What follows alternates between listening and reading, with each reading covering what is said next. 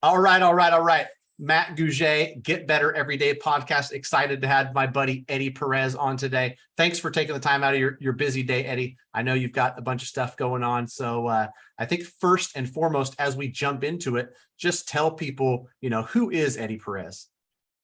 Oh man, that's a fun one. I consider myself a pretty normal guy, a pretty regular guy. And I say that because I think at times individuals, when they get a little bit too full of themselves, is when they can get in a lot of trouble. So I think you always got to focus on just trying to get that self-improvement mindset that I've always been a believer in and a follower in since I can remember. But I'm like nobody else, different, first generation born in this country from Cuban immigrant parents. English is my second language. I did not grow up in South Florida. I actually grew up in inner city Atlanta, which taught me a lot of different walks of life, because that was one thing that my father and my mother were very good about. Was they said, look, there's going to be, this isn't, Miami area. There's not that many, 100% Cubans. You better get used to everybody else's culture and really get to learn and really dig in and know them, because there's not going to be that many, especially then there weren't that many Latinos as a whole in Atlanta. Now, obviously it's a lot more thriving, but, I'm 45 years old now. So that was, kindergarten was 40 years ago. It was not what it is today. It's not a top 10. It was not a top 10 city like it is today in this country, in a metropolis area. And, it was way before the Olympics. So I grew up here and stayed here, and worked my way, starting off as an originator and now, fortunately, the CEO and president of EPM. Sweet. Yeah, I know you're doing great things at EPM and have grown a great company. What I like to pull out of folks who have reached, success on, multiple different areas is, Eddy Perez today, 45 years old, running a great mortgage company.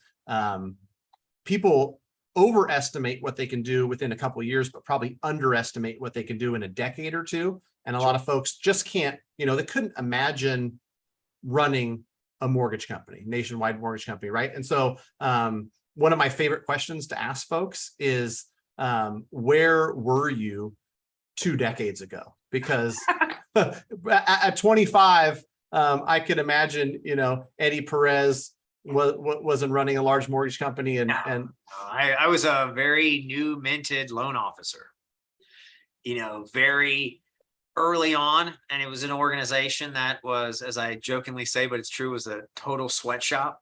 It really grinded you, but they trained you. That's the one thing I can be very, have a lot of gratitude for, is they did provide me a training and an opportunity to start.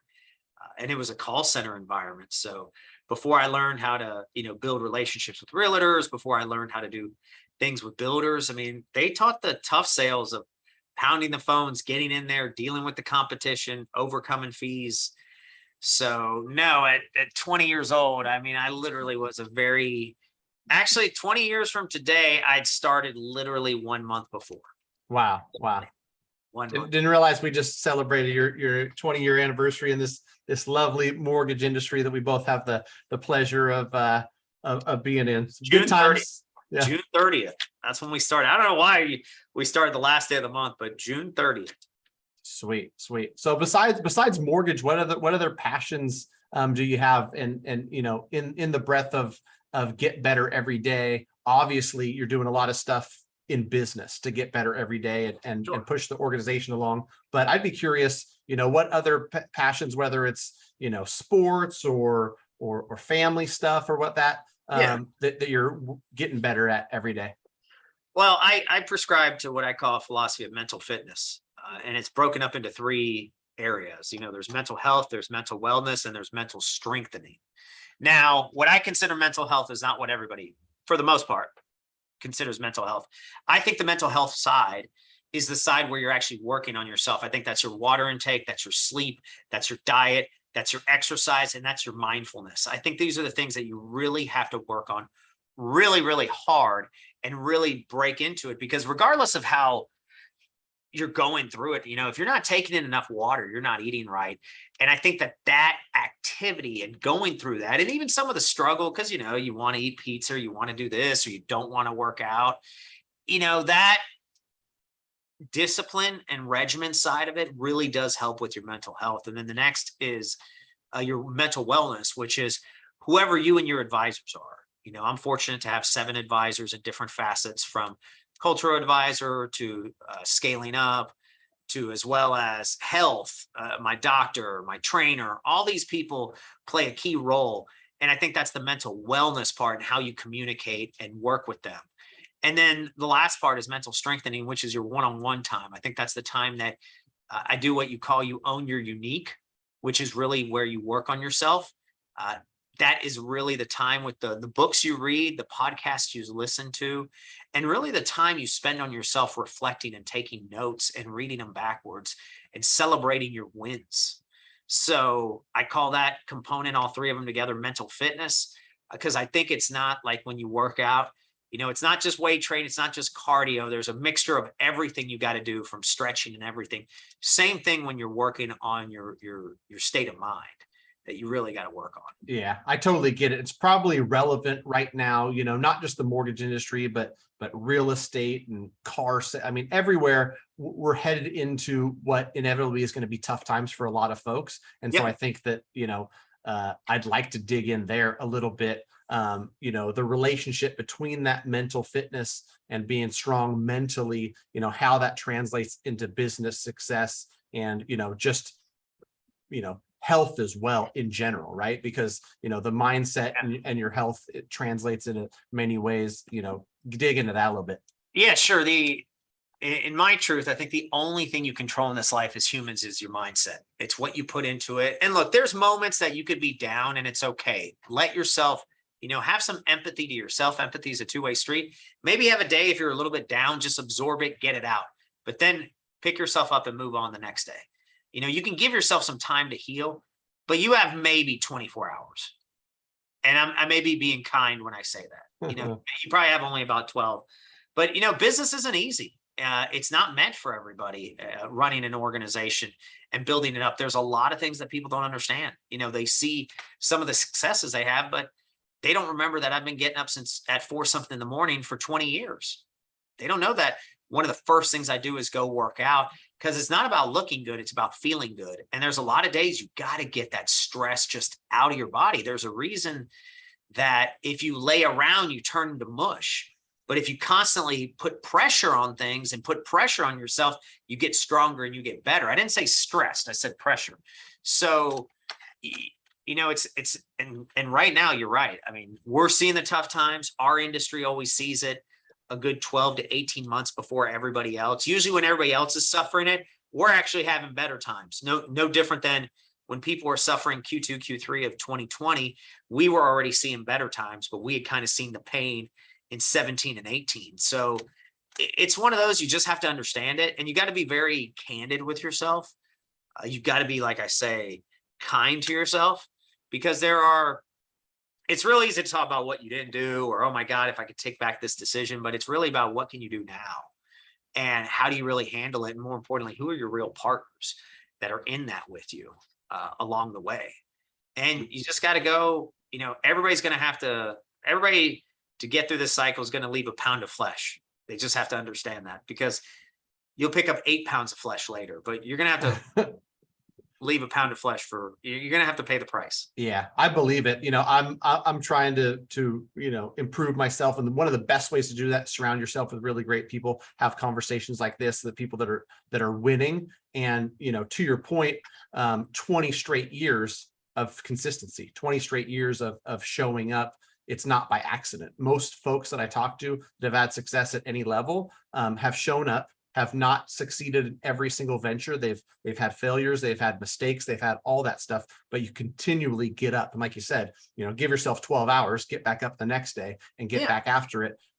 What would you say attributes to being able to do that when things don't go perfectly? Because I can, without even asking the question, I know there's been struggle. There's been things that were not perfect. There's been all kinds of roadblocks in your way. You know, the fact that you started 20 years ago, went through the crash of 2008. I know with absolute certainty that it wasn't a cakewalk, right? And so I guess what advice would you give to somebody that, regardless of what area of their life, you know, they gain 60 pounds and they're thinking to themselves, gosh, how am I going to get back? You know, what do you do to continue to, you know, head in the direction that you're wanting to head? I think this is where self-awareness and perspective are really important. Now, I say this because it's a little bit easier for me than others. And what I mean by that is there are certain events that I remember, even in my darkest moments, that remind me that I don't have to do that again. I don't have to row a boat to freedom like my father. I didn't have a childhood friend sent to kill me because they thought I was a communist. So I don't have that. I don't have to survive a firing squad like my uncle did because they thought he was turning against the government. I don't have to be 5 years old anymore and not know English and just dropped off at school. And I don't also have to be 17 years old and told that my mother's not going to see my 19th birthday. She's only going to see my 18th because it's a month away. And she's still alive to this date because my father had the courage to pay out of pocket for an experimental treatment that saved her life. So since I don't have to do those 4 things, I just got to always remember those. And in the moments, and it's like I say, it's okay to sit in the moment if something is very stressful and be honest with yourself and own it. But then after that, really dig in and see what can be done. And it may be that you have to be very vulnerable and make some tough decisions that suck and will piss people off, but it's simple. It's not going to be one of those 4 things. Awesome. Awesome. I wanted to ask you, because I haven't asked you this, and I see it a lot. You are, maybe it's just that I've been noticing it more lately, or maybe that you've been putting more of it out there, on your personal Facebook page and within your company and within the mortgage industry, just really outwardly empowering people and trying to get this message out that's just, inspirational, uplifting. And I love it. That stuff resonates with me. And so maybe it's just the fact that I've seen it, but what I get, what inspires that? What is it that has you, intentfully and intentionally out there trying to spread the positive messages you're spreading? So there's no shortage of negativity. That's the first part. So the side of me is always very optimistic in what I feel like I owe to this country. Because that was what I always say is, my parents, if you want to look at it, were basically orphaned. They weren't orphans because my grandparents were still alive, but they were orphaned from their own country. So America was like a second chance, no different to, especially for Cubans in the 60s, very similar to how America was for Jewish people after World War and during World War II and everything like that. So I feel like it's an obligation that I owe it to my fellow Americans. And I just see the opportunity because there's just too much BS in our industry, like people fighting over the silliest stuff. I'm just going to be candid with you. And I think there's a real opportunity to really collaborate and unify, because at the end of the day, it's about the consumer. And I think a lot of people forget that focus. You'll see on Facebook, like you're talking about, somebody will put a CD out there and like be blasting the competitor. I hope you know that you just let every consumer think we're all crooks. Like, I don't think you really realize that, guys. Like, it really bothers me, and I can say that vulnerably, that people really self-sabotage themselves and they actually think they're doing good. That's why the truth is not owned by anybody. There's your truth, my truth, the facts, and the truth. And to get to the truth, you have to have a process. But to feel like that you own something, like it is yours, like we're doing it right, they're evil. It's very binary with me. That's why I do it. You either create drama or you empower. It's just that simple. And there's a great book about it. And I took the training on called The Power of TED, because I'm an avid reader, that it literally talks about the drama triangle and how you flip it into the empowerment dynamic. Now, I've always been a proponent of empowerment for a long time, but that really put a lot into perspective. So much so that now I can almost spot it like that. Like, oh, somebody's being a victim or a persecutor or an enabler, a rescuer, or how do I create opportunities? How do I advise? Or how do I challenge this the right way to really elevate somebody? Right. Yeah. And I think, you hit it on the head. And I think it's not even confined to the mortgage industry, but just a society as whole. We're competing with each other. And I know you've got abundance mentality. I literally had this conversation at lunch today with my good friend, Josh Tyndall, is, I don't have to knock down all the other buildings so that you can see my building or that I'm the tallest building in town. In California, there's 100,000 mortgage originators. Do you think that I got to go out and disparage 999,999 of them so that I can win? No, there's so much. In our industry, there's going to be 2.5 trillion in mortgages. And, I have this thought, and so I'll share it. as I'm like day-to-day life, right? And there's so much animosity, and it's red versus blue, and it's this versus that. I'm like, we're all on this floating friggin' earth, right? And we're all struggling in one way or another. Even those of us that have the best lives outwardly, like, we still have struggles. It's either, parenting or marriage or the business or health or whatever it is. Yeah. Why don't we just help each other out and try to get through this short little blip of 77 years or 85 years or whatever we've got on this earth, unified and doing things together. So I appreciate the fact that, what I took from you is that you're just trying to add positivity because you see enough of the negative, right? And in order to drown that out or offset it or just do your part to add value to mankind, you're out there spreading positivity. I love it, brother. And I think people need to understand and ask themselves one question is, who's your competitor? It's just the eyeballs in the mirror.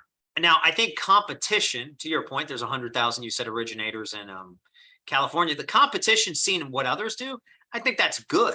But anything that you accomplish or do not accomplish has everything to do with you and nothing with them. Nothing. And I think that's where people are like the competitors and the competitor spirit. You can be competitive, but be very competitive with yourself, because that's who's going to beat whoever else. It's not this person's holding me back. That's a very, what I would say, communistic mentality and mindset and method to the madness. Now, look, I hate to say it, it works, it sells. Doesn't mean I have to prescribe to it. Right. Yeah, I think it was Les Brown or somebody that I used to listen to when I was brand new in mortgage and really got into self-development, that, the distance between, success and failure and a lot of these things is the 4 or 5 inches right here. Right. And so mindset is super, super important. What advice would you give folks who might be, trapped with influences or surroundings or, an environment that's negative? How do you have a positive mindset amidst chaos? I know I talk to a lot of people that are, generally, some form or facet, embraced in chaos. And how do you have a positive mindset through that? Well, the positive is you need chaos to have freedom. Extreme order means communism. So you've got to have some chaos for freedom. I'm going to tell, there's nobody who's not going to have some chaos. I mean, unless it's, I get up at 10 o'clock, you basically tell me what to do. So unless you're in prison or in a communistic system, a little bit of chaos is good. And you need it, because I also think it builds resilience. I would say that those individuals really got to look inward. What do they want? What do they want out of life? They may be wanting that drama and that chaos. They may really do. They may have to make some tough choices. They may have to leave relationships. They may have to make a lot of that tough. But that's probably, it's the pursuit of self-improvement, and it's the pursuit of wanting to always feel good. I always say that about people. People who work out to look good are never going to accomplish as much as those that work out to feel good. So I think it's really striving to see what you want to really do. And it's whatever it may be. Maybe they just want to go to college and then become a teacher. Cool. Your winning is your winning. You define your wins. Only you can define it. Mine and your wins were not the same as any athletes, and vice versa. It's not the same as somebody that wants to be a career, military special forces. So you have to define your own wins. So they really need to dig deep and see what their passions are and then follow it.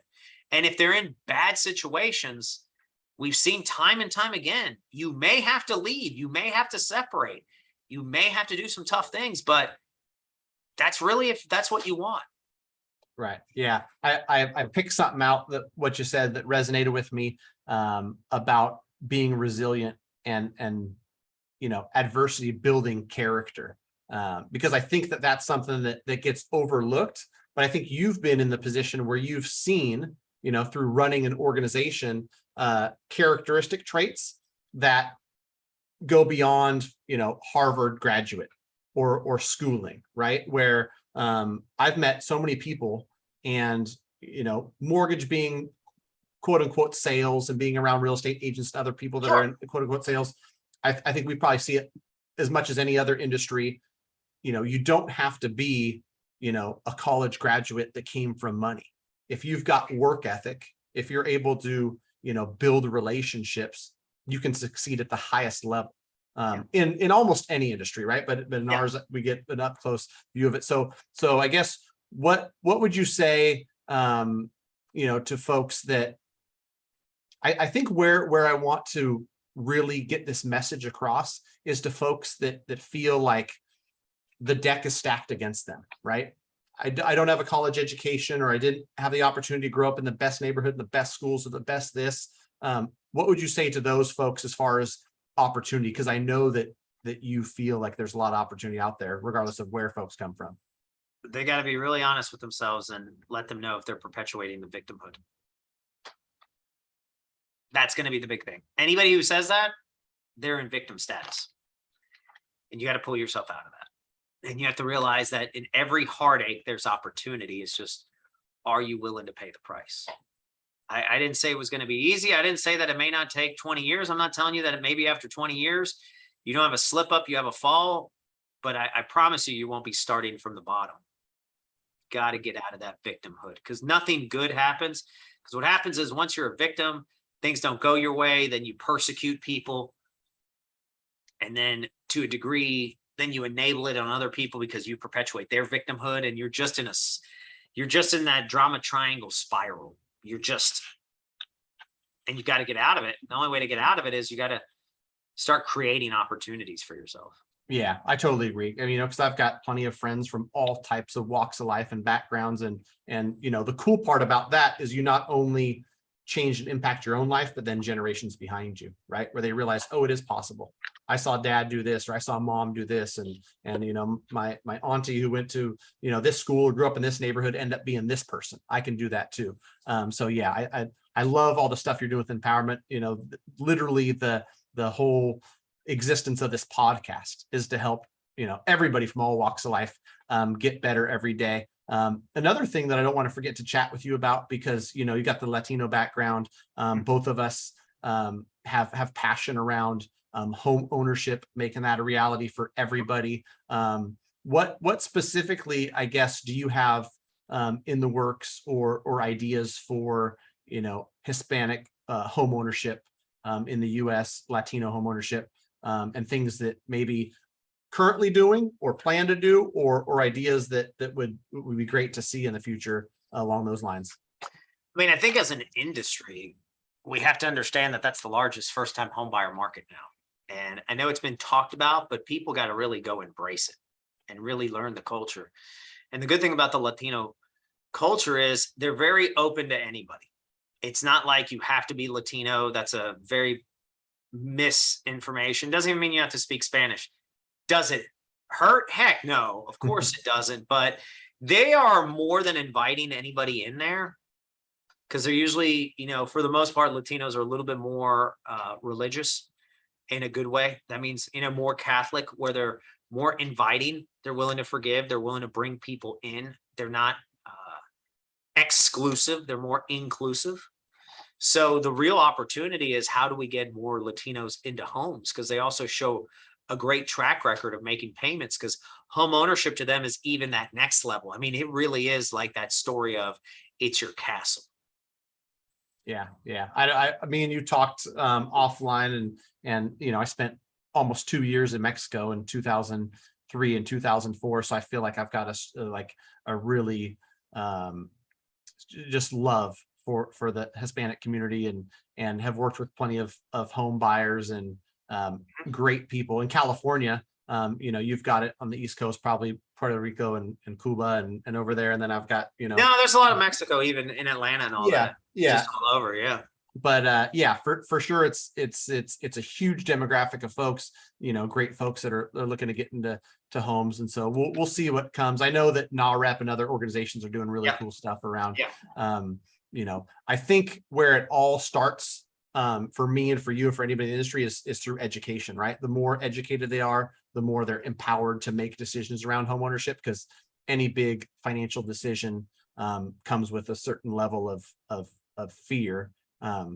Sure. You educate folks, and then they feel empowered to do something. So all kinds of stuff that I know you're great at. You're great at empowering people. You're great at, running the mortgage business and getting up and taking care of your health and all that. This is a question I want to ask you. What is something you're not good at? A lot of things I'm not good at. Name something specifically that you're not good at, that you're trying to get better at, just because I think that there's some folks that, the get better everyday mindset. It's easy when you're passionate about it. It's easy when it's something that's important to you, but there's some stuff, I know that as I grew as a loan officer and I got into a position where it was more of a leadership role. So one of my shortcomings was leadership and coaching, and not that I wasn't good at it, but I didn't have a lot of exposure to it. And so, like most anything in life, the first time you sit on a bike, you're not going to be great at it, right? You gotta get some practice reps in. And so I've leaned into that. I've read books. I've done things to grow as a leader. I wonder if anything comes to mind in your life currently where you're like, you know what? This is something that's important to me. And so I'm working on it. I'm not good at it yet. I'd say being more engaged as a father. It was one of those, I thought always, you got to give it your all. You're leading by example.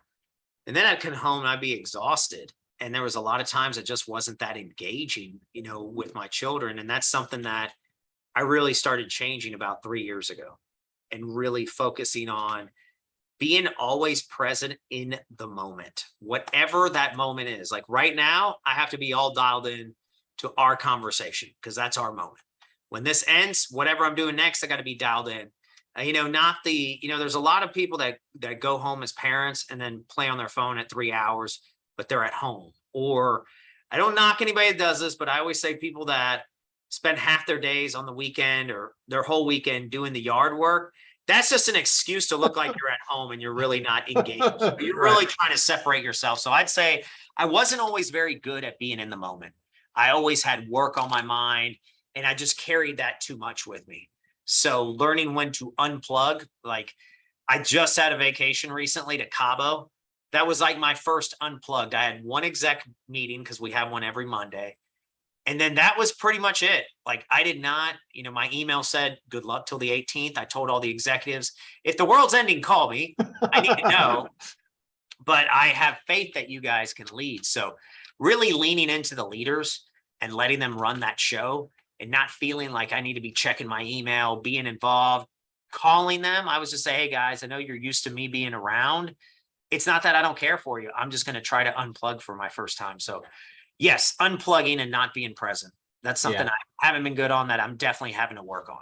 Sweet. Yeah. I've got some active involvement in working on that too. And like you said, sometimes if it's, you're working hard and you're growing an organization and you're building something, it might only be 2 or 3 hours. But if you're dialed in those 2 or 3 hours and you're in the zone, I see your TikToks with your daughter. I know you're having fun. I know you're creating memories over there at home. So it's cool stuff. I've tried to implement that too. And the wild thing is sometimes you're running 1,000 miles an hour. Yeah. I recently experienced this where I had like an elephant on my chest, anxiety, right? And different people need your attention. You need to answer questions on 1,000 different things. You get really, wound up, turn my phone on silent, put it in the mail slot at my house. Within 90 minutes, where'd all that anxiety go? I feel great, jumping in the pool with the kiddos and having fun and chatting with the wife. And it could have something to do with the fact that we're in this fast-paced world where everyone wants to answer right now, and multiple projects going on. So I love that advice of being present in every moment, because it's easier said than done. And those of us that are honest with ourselves know that we don't always do a great job at it. So I agree. I have not done a good job there. Yeah, we're getting better every day, right, Eddie? Yeah, no, at least we acknowledge it. That's why I tell people, if you're aware, then you're already on the road. Right. Well, I appreciate the heck out of your time, man. Where can people find you, follow you? Yeah, Instagram, Facebook, LinkedIn, it's all the same. My handle's at Eddy, EDDYG, Perez, PEREZ Jr.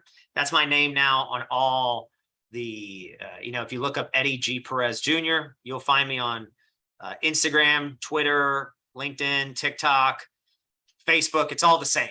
I was very fortunate that my handle, my name is the same on everything. Like there was no other duplicates. That's what's pretty Sweet. cool about it. So, and it doesn't hurt that I spell Eddy with a Y. You know, there was probably more Eddies with an IE on that category, but it worked out very well. But yeah, definitely check me out social media, epm.net for the organization. But I'd say definitely on social, you can get a lot, and on YouTube as well of the organization, where we post a lot of videos. Yeah, and a bunch of empowering, uplifting stuff, which I love. Thanks again for your time, man. I really, really appreciate it. Look forward to continuing to get better with you every day, online and offline. Thanks, buddy. All right, brother. Take care. Sweet, man. That was good. Where is, oh, there's the record. Now I